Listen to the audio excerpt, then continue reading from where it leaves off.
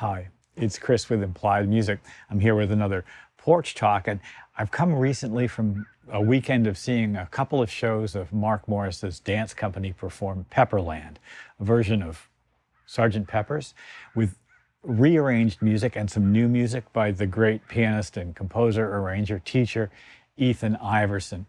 I'm also thinking a little bit about ideas, where ideas come from, how to manage them. Let's think about this. I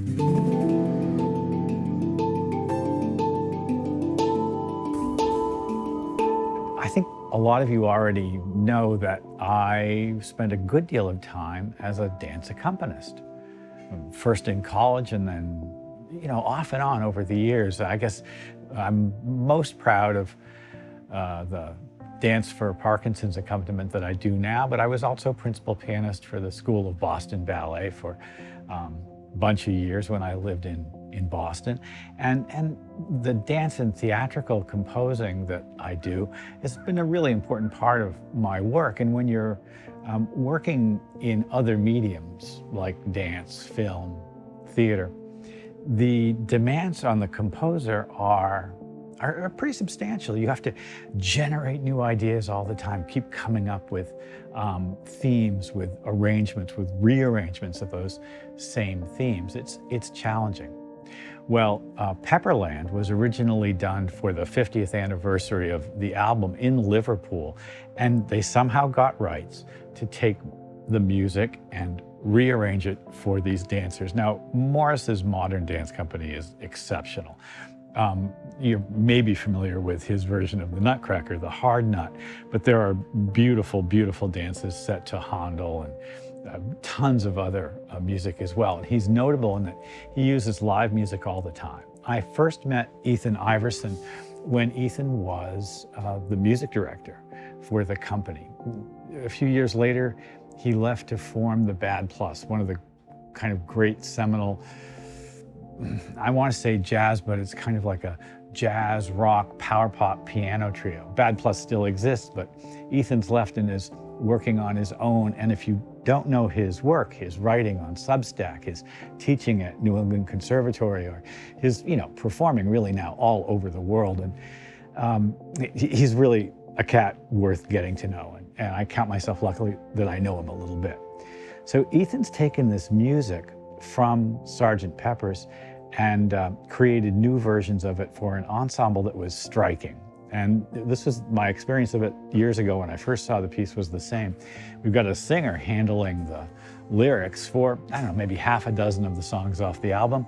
We also have a couple of other soloists, trombone and soprano saxophone, outrageously great pairing, and theremin functioning almost like a soprano sometimes. 2 keyboards, drums. It's a pit orchestra, and it's unbelievable what they pull off, including an arrangement of When I'm 64 that I finally figured out. It only took me, 10 years. So Ethan is generative, and, I would just put him in that sort of hardest working man in show business type category.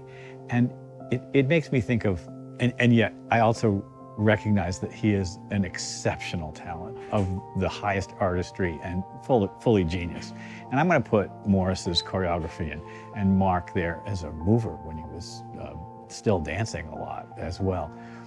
There are people whose self-image about their work is essentially, I just do the work, I just keep going, and yet whose output and whose prodigious sort of body of work seems to indicate, it feels to like the rest of us mortals in a way, that they've somehow been given something different. I definitely look on Ethan, Mark that way. There are composers from history as well. Bach rather famously said, I have achieved what I've achieved by hard work, by applying myself. Anyone who applies themselves as hard may achieve as much. This is very hard to believe for me, but that's what he believed. What my partner Susan says is, for most of us, even really quite good artists working on the sort of edge of what we can do, we're in a way on this side of the Grand Canyon. And then there's a bunch of folks who are just on the other side of the canyon for whatever reason. For whatever reason, there they are out there. And they're my heroes, right?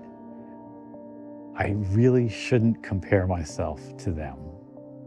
You've undoubtedly heard that comparison is the thief of joy.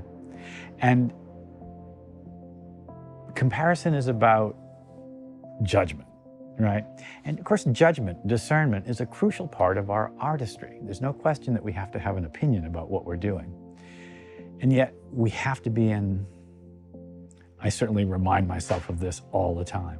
I've got to be in a space that is open and ready to accept what comes. In other words, almost a non-judgmental space. I got a question just yesterday. How do you keep doing all these ideas? I do 6 shorts a week. I do these videos based on the shorts. We're talking about musical theory that, is kind of like functional. Well, the ideas are already there. It's not like I get them.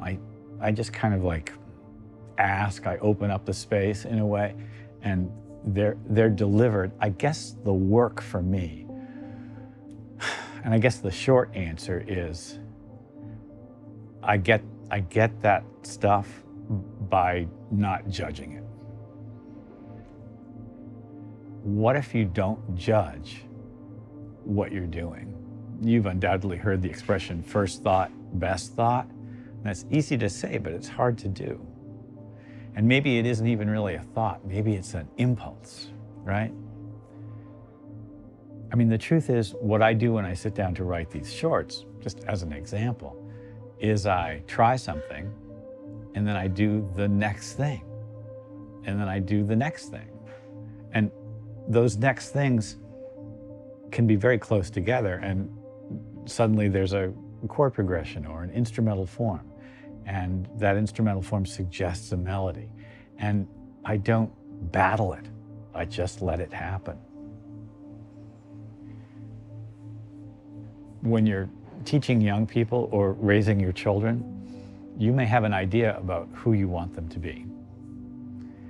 And I guarantee you that it's not going to work out that way. I try to allow my work to be what it is, and it's as we were discussing in the extended video this week. I'd like to think of myself as a scientist, like an anthropologist, or perhaps an animal behaviorist who observes myself or other artists, trying to, with as much clarity and a certain amount of detachment as possible, look and see what is happening, what's going on there, what's exciting to me, what do I not care for, what can I take in for myself, what is actually happening.